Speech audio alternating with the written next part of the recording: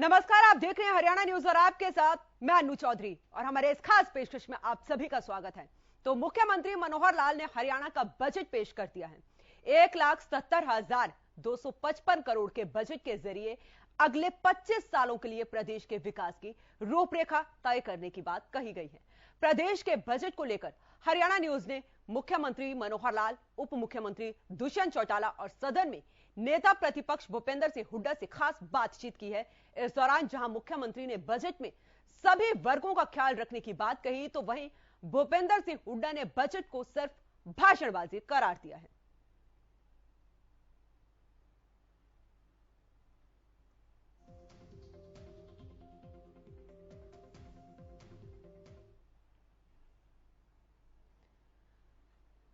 तो 8 मार्च को प्रदेश का बजट पेश किया गया और 3 तस्वीरें भी हम आपको दिखा रहे हैं। जब हमारे सहयोगी ने प्रदेश के मुख्यमंत्री मनोहर लाल से बजट को लेकर बातचीत की, उसके बाद उप मुख्यमंत्री दुष्यंत चौटाला के साथ बात की और उसके बाद नेता प्रतिपक्ष भूपेंद्र सिंह हुड्डा के साथ बात की, जिन्होंने कहा कि यह सिर्फ बजट नहीं है, यह सिर्फ लोगों के साथ धोखा है, भाषणबाजी है। और वहीं सरकार की तरफ से अगर बात जो कही गई, प्रदेश के मुख्यमंत्री ने कहा कि सबका साथ सबका विकास के साथ ये सरकार काम कर रही है और सभी लोगों को ध्यान में रखकर इस बजट को बनाया गया है।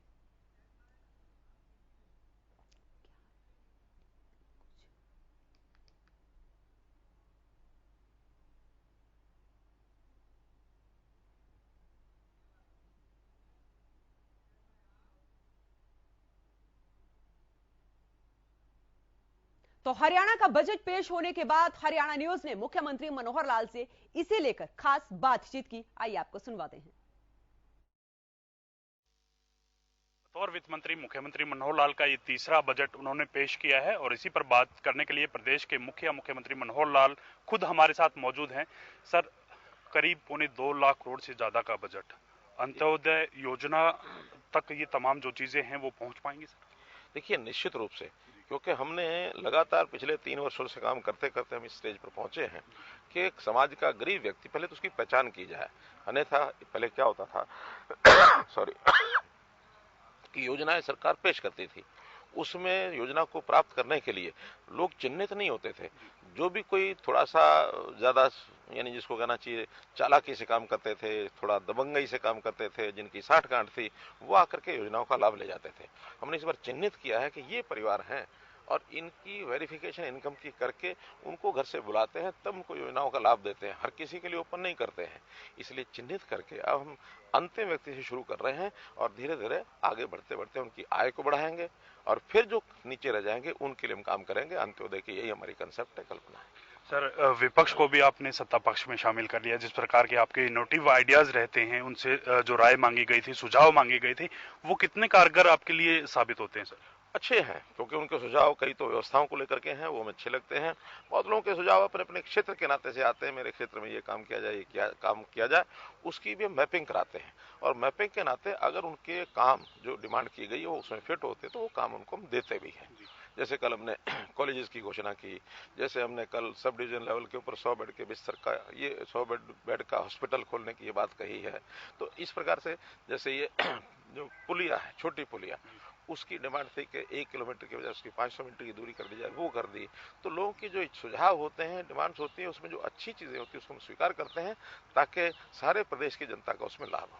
सर, विपक्ष की बात कर रहे हैं लगातार। आपके जो विपक्ष के साथी हैं पूर्व मुख्यमंत्री भूपेंद्र सिंह हुड्डा, वो ये कहते हैं कि बजट कम भाषण ज्यादा है। देखिए, ये तो मैंने बजट की घोषणा करने से एक दिन पहले कह दिया था कि रटे रटाए इनके आलोचना के विषय होंगे। इनके पास बजट में से कुछ निकला नहीं। वास्तव में तो बिना पढ़े, बिना उसको जाने ये आकर के तुरंत कमेंट करते हैं ताकि हम अखबार में छप जाए, इतना हेतु होता। वरना मुझे 2.5 घंटे बजट मैंने पढ़ा और उसमें भी कुछ स्किप किया। अगर मैं पूरा पढ़ता 3 घंटे लगते, लेकिन इन्होंने उस बजट को, क्योंकि भाषण में सब चीजें नहीं निकलती, बजट को देखना पड़ता, पढ़ना पड़ता है, उस बजट को पढ़ने देखने में इन्होंने घंटा भी नहीं लगाया और जाते ही जाकर के आलोचना कर दी। सटा रटा हटाया इनका एक उत्तर होता है, उनको देना होता है। विपक्ष इनका काम है, करना चाहिए। सर, कर्ज की बात करें तो विपक्ष लगातार ये भी आरोप लगा रहा है कि हम जब सत्ता में थे तो करीब 60,000 करोड़ का कर्ज हरियाणा सरकार पर था। अब 2,43,000 करोड़ का कर्ज लगा रहे हैं, सरकार घी पी रही है, काम नहीं कर रही। देखिए, इसमें दो बातें मैं बताऊंगा। पहली बात तो 60,000 करोड़ कह रहे हैं, इसी में लोचा है। वो 60,000 नहीं 98,000 करोड़ रुपया छोड़ के गए थे और मैं कई बार इसको एक्सप्लेन कर चुका हूँ। 98,000 करोड़ के बाद आज 2.25 लाख रुपए का अगर कर्ज है तो ये 7 वर्ष के बाद ये ऐसा हुआ है। और कहीं भी किसी भी प्रदेश का या किसी देश का ये अगर हम हिसाब लगाएंगे तो हर 5 साल के बाद वो डबल हो जाता है। हम जो अपने कर्ज में, दूसरा विषय के पैरामीटर जो बने हुए हैं, चाहे वो सेंट्रल गवर्नमेंट ने बनाए हैं, रिजर्व बैंक ने बनाए हैं, वर्ल्ड बैंक ने बनाए हैं अथवा नीति आयोग ने बनाए हैं, उन पैरामीटर्स के अंदर ही हमारा कर्ज है, उससे ऊपर नहीं है। और अगर देखा जाए तो जितने प्रदेश देश के हैं उसमें आर्थिक स्थिति के नाते से हरियाणा आज भी नंबर 1 पर माना जाता है।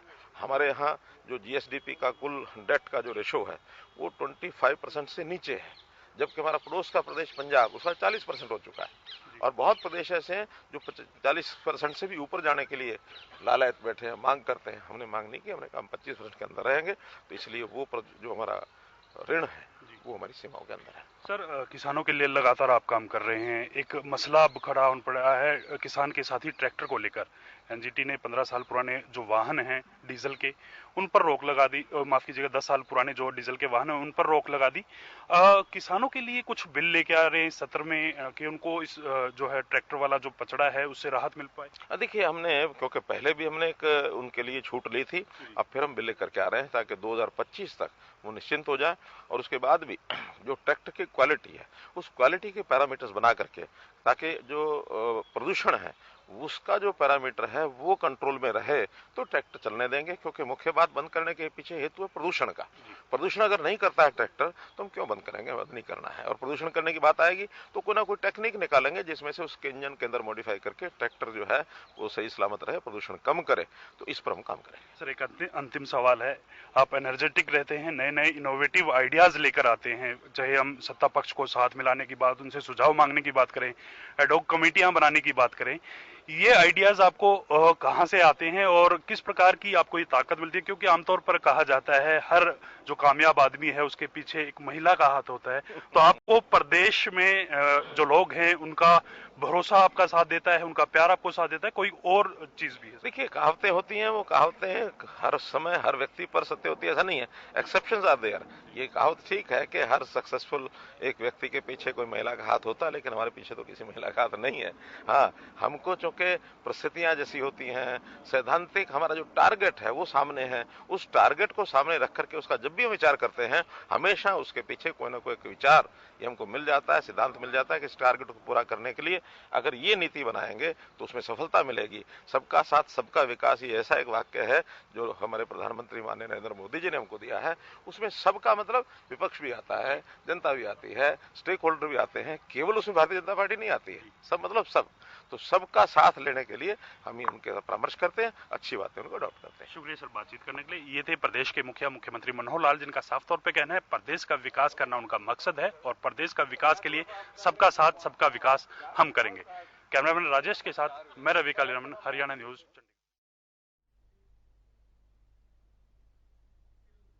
आप सीएम मनोहर लाल को सुन रहे थे। उन्होंने कहा कि बजट में हर क्षेत्र का ख्याल रखा गया है। इसी पर हम चर्चा करेंगे। हमारे साथ बीजेपी के प्रवक्ता बिदु रावल जुड़ चुके हैं और वहीं कांग्रेस के प्रवक्ता हमारे साथ पवन चोपड़ा जुड़ चुके हैं। आप दोनों का बहुत बहुत स्वागत है हरियाणा न्यूज पर। जी, सबसे पहले पवन जी मैं आपके पास आती हूं क्योंकि प्रदेश का बजट आ चुका है। नमस्कार जी, विपक्ष ने जिस तरीके से नेता प्रतिपक्ष भूपेंद्र सिंह हुड्डा ने कहा कि सिर्फ ये भाषणबाजी है, आपने सीएम मनोहर लाल को भी सुना होगा, उन्होंने कहा कि हर वर्ग का ख्याल रखा गया है, हर क्षेत्र बजट से छुआ है, चाहे वो सड़क है, चाहे वो किसान है या फिर स्वास्थ्य है, शिक्षा है। फिर विपक्ष क्यों खुश नहीं है बजट से?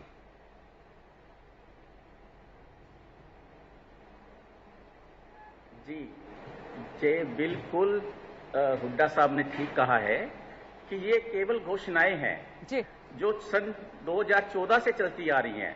ये शिक्षा पे आप ले लो, इन्होंने कोई कहीं भी इन्होंने कोई भी शिक्षा के ऊपर कोई अपना बजट कोई दिया हो, और आप स्वास्थ्य पे ले लो केवल घोषणाएं कर रहे हैं कि हम हर जिला में मेडिकल कॉलेज बनाएंगे। 2014 से कह रहे हैं कि आज तक कोई पवन जी सबसे ज्यादा रोजगार देख लो, बेरोजगारी इतनी है, नंबर 1 है पवन जी सबसे बेरोजगारी में भी ज्यादा बजट शिक्षा के ऊपर खर्च सबसे ज्यादा मिला है शिक्षा को। जी नहीं, कहां खर्च शिक्षा पे, केवल 2% है। नेशनल एजुकेशन पॉलिसी के अकॉर्डिंगली 6% होना चाहिए, केवल 2% है। ये कहां पे ज्यादा शिक्षा पे कर रहे हैं? बच्चों को एडमिशन नहीं मिलती, गरीब बच्चे रह जाते हैं, दाखिला के बिना रह जाते हैं। आज भी हजारों बच्चे जो हैं शिक्षा के एडमिशन से वंचित पड़े हुए हैं।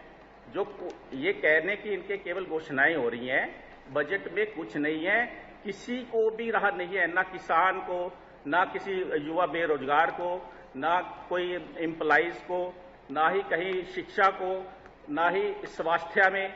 कहीं भी देखो केवल बड़ी बड़ी घोषणाएं हैं जो शुरू से हो रही हैं। आज 7 साल हो गए हैं, हम भी देख रहे हैं, आप भी देख रहे हो। ये केवल घोषणाएं करते हैं और कुछ भी नहीं। चलिए विदु रावल जी, मैं आपके पास आती हूँ कि उनका साफ कहना है पवन जी का कि सिर्फ सत्ता पक्ष ने बजट में घोषणाएं की हैं और इससे पहले भी घोषणाएं करते थे, बजट में कुछ नहीं है। बजट में वो क्या एक्सपेक्ट कर रहे थे, मतलब घोषणा नहीं तो क्या एक्सपेक्ट कर रहे थे? वो बजट में क्या चाहते थे? इसके अलावा बजट तो एक घोषणाओं का खाका होता है, एक ऐसा खाका होता है जो बताता है कि आने वाले वित्त वर्ष में हमारी स्पेंडिंग्स कहां कहां रहेंगी। देखिए, कांग्रेस के असल में जिस प्रकार की कांग्रेस की राजनीतिक स्थिति है, लगभग उसी प्रकार का उनका यहां पर बयान है। जिस प्रकार की खोखली उनकी राजनीतिक स्थिति है, प्रदेश की और देश की जनता उनको नकार चुकी है। एक बार नहीं, बारंबार 2014 से लगातार नकारती जा रही है, कहीं पर इनका पैर नहीं टिक रहा है। इसी प्रकार की बयानबाजी कर रहे हैं।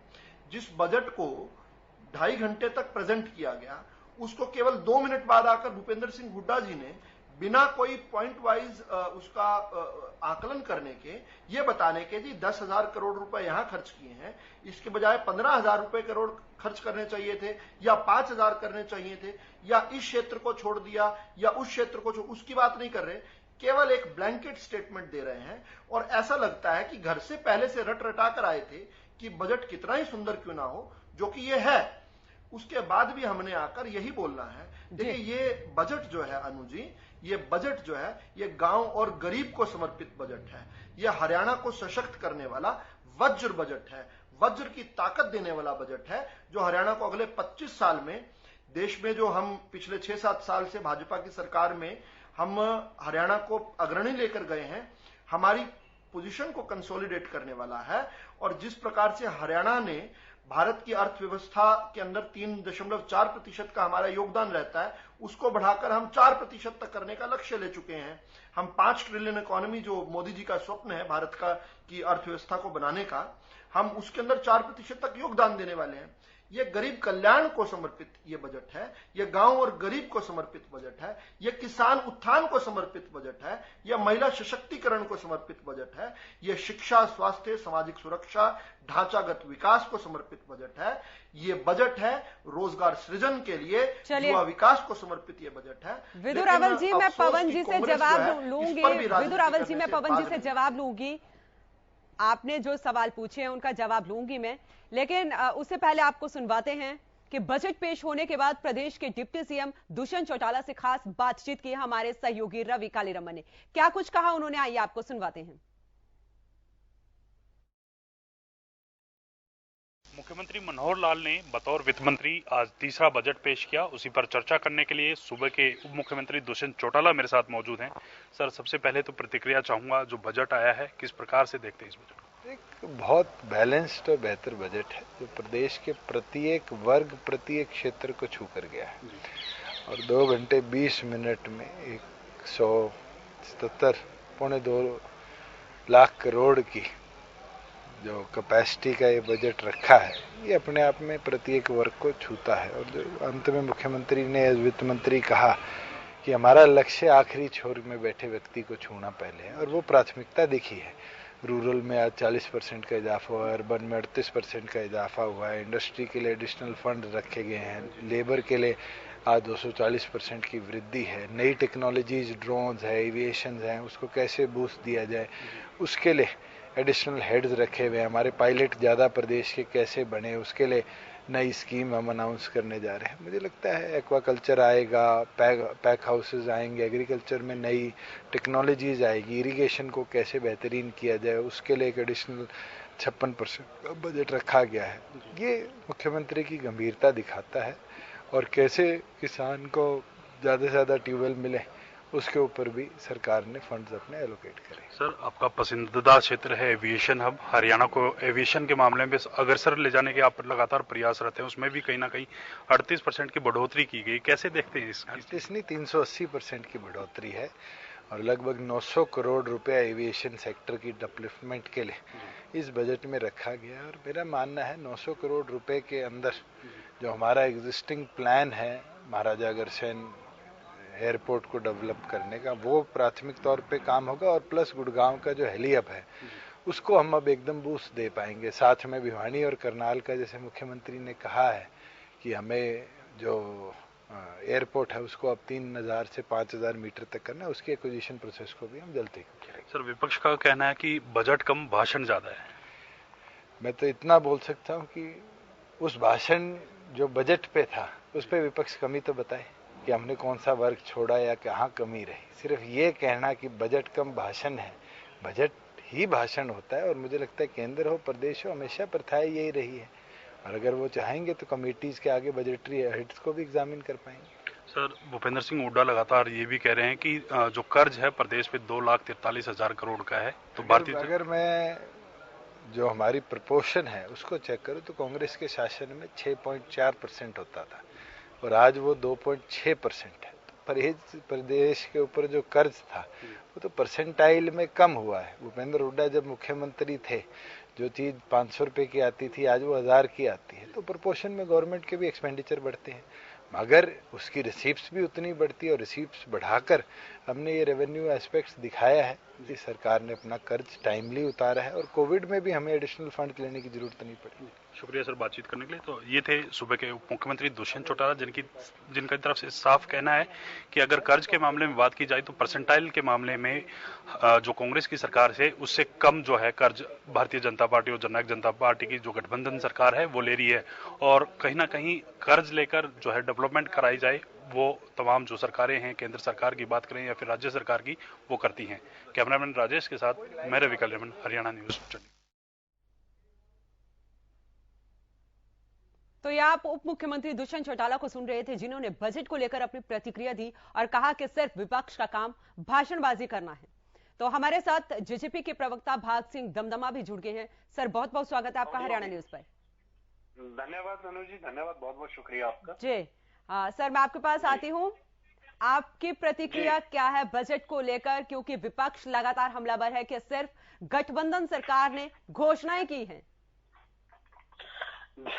देखिए अनुज जी, ये तो खैर प्राचीन काल से जब से भी लोकतंत्र की बहाली हुई है और इस तरह का एक सिस्टम बना है, तो जब बजट पेश किया जाता है तो आंकड़ों के साथ बजट पेश किया जाता है और अपनी योजनाएं बताई जाती हैं कि पिछला बजट क्या था। हमेशा पिछले बजट से ही हमेशा अगला बजट होता है, वो कंपेयर किया जाता है कि पिछली बार क्या रेशो थी और अब की बार क्या है। मैं आपको बताना चाहूँ कि पिछली बार से अब की बार 15.6% की वृद्धि की गई है। जो पिछली बार 1,53,384,000 करोड़ का था, लेकिन वो 1,77,255 करोड़ का अब के बार वो बजट हुआ जो बढ़कर हुआ। और सबसे बड़ी बात है कि जो हमारा ग्रामीण अंचल है, यदि मैं रूरल डेवलपमेंट के ऊपर लाना चाहूँ तो सरकार ने गांव के विकास के लिए जो आम व्यक्ति का, आम आदमी का विकास है, उसके ऊपर इतना फंड जारी करने के 83.30% की उस पर वृद्धि की गई है।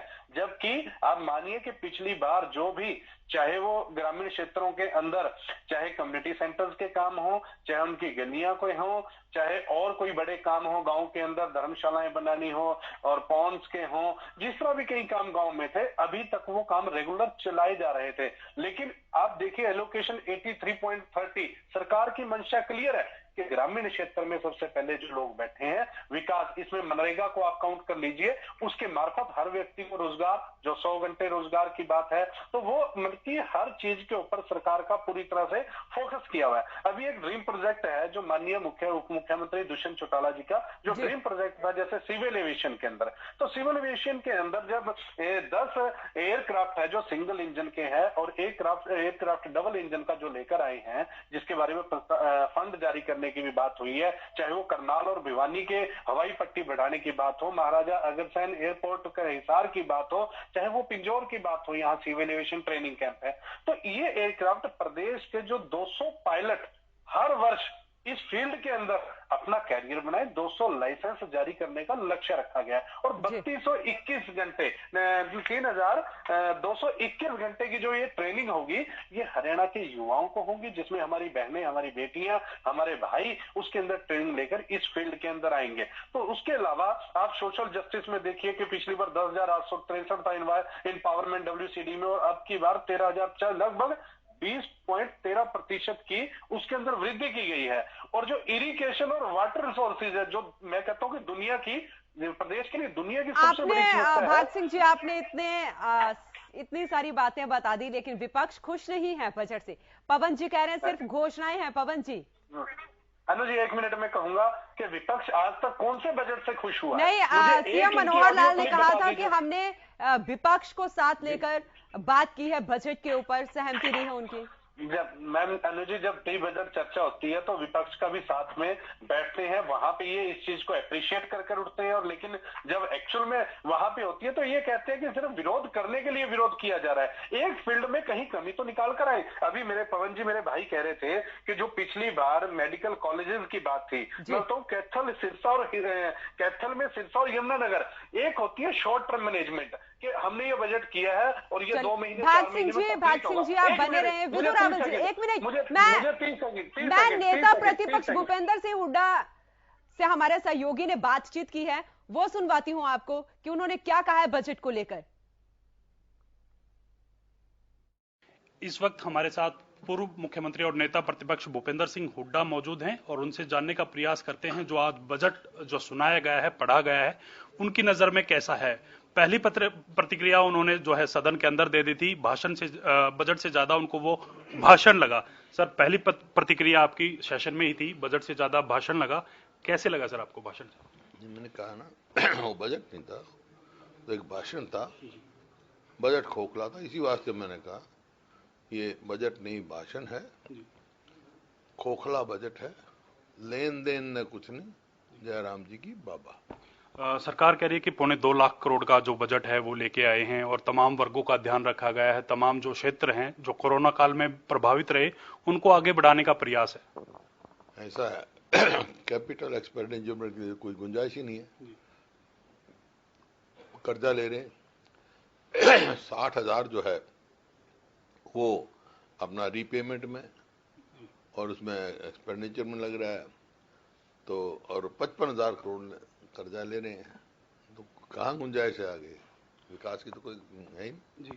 अगर कर्जे की बात करें तो कितना कर्जा, क्योंकि सरकार लगातार ये कहती है कि भूपेंद्र सिंह हुड्डा कहते हैं कि 70,000 करोड़ का जो कर्जा है वो छोड़ के गए थे, लेकिन हालांकि 1 लाख करोड़ का जो कर्जा था भूपेंद्र सिंह हुड्डा जब सरकार उनकी गई तो था, अब कितना कर्जा है और किस हिसाब से इस कर्जे को देखते हो आप? यार, मेरा बजट तो जब मैं दिया 2014 60,000 करोड़ था, लेकिन 2014 में जब इन्होंने बजट दिया उसमें 70,000 करोड़ कर्जा था।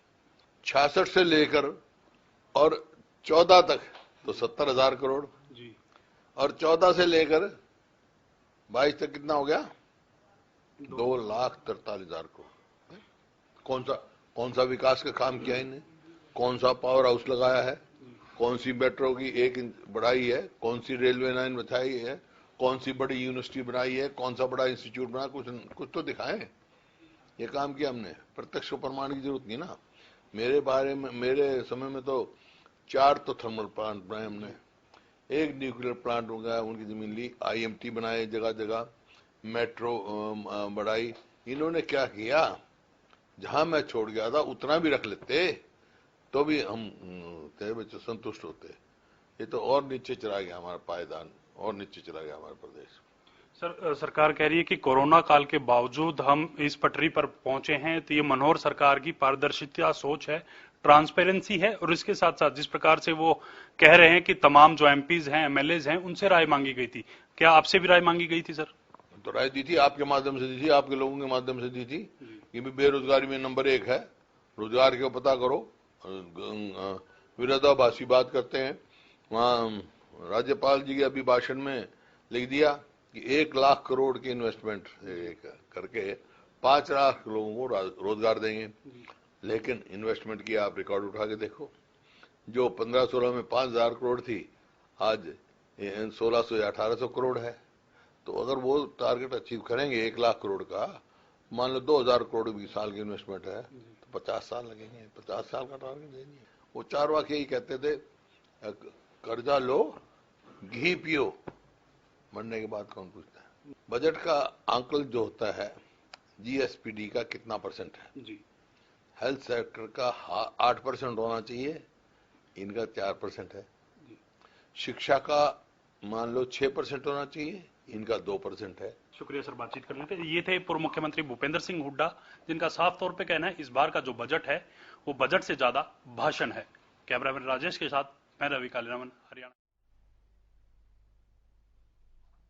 विदु रावल जी, मैं आपके पास आती हूं। आपने भी सुना होगा भूपेंद्र सिंह हुड्डा को, उन्होंने कहा कि सिर्फ ये बजट नहीं है, सिर्फ लोगों के साथ धोखा हुआ है, भाषणबाजी की है सीएम मनोहर लाल ने। जी, मुझे माननीय पूर्व मुख्यमंत्री भूपेंद्र सिंह हुड्डा जी की बात पर खेद है, आक्रोश है और तरस आता है। मुझे खेद इस बात का है कि पूर्व मुख्यमंत्री होने के बावजूद भी वो किस प्रकार, कितनी सफाई से झूठ बोल रहे हैं। मुझे आक्रोश इस बात का है कि किस प्रकार से उन्होंने, जब उनको अवसर मिला हुआ था, किस प्रकार से वो घोटालों की सरकार चलाया करते थे। आज जब बजट के अंदर हमने समावेशी बजट बनाया, विदु रावल जी, समय की थोड़ी कमी है, 10 सेकंड में बात पूरी करें। विदु रावल जी 10 सेकंड में बात पूरी करें, मैं फिर पवन जी से भी जवाब लूंगी। मैं 10 सेकंड में जी मुझे इस बात का जरूर आक्रोश है कि किस प्रकार से उन्होंने बिल्कुल झूठ की बात कही। वो 6% की बात कर रहे थे शिक्षा बजट की। उन्होंने आज तक कभी 3% भी अपने बजट का अगर शिक्षा में कभी किया हो तो बताएं। हम आज हर 10वीं 11वीं और 12वीं के बच्चों को मुफ्त में पवन जी जवाब दीजिए। पवन जी जवाब दीजिए। जी, ये वही बात है, ये सुनते नहीं है किसी की। एक तो कानों में रुई डाल लेते हैं और आंखों पे काला चश्मा, ना तो ये देखते हैं सामने सच्चाई को, ना ही कानों से विपक्ष की बात को सुनते हैं। केवल झूठे और झूठी घोषणाएं करते हैं ये।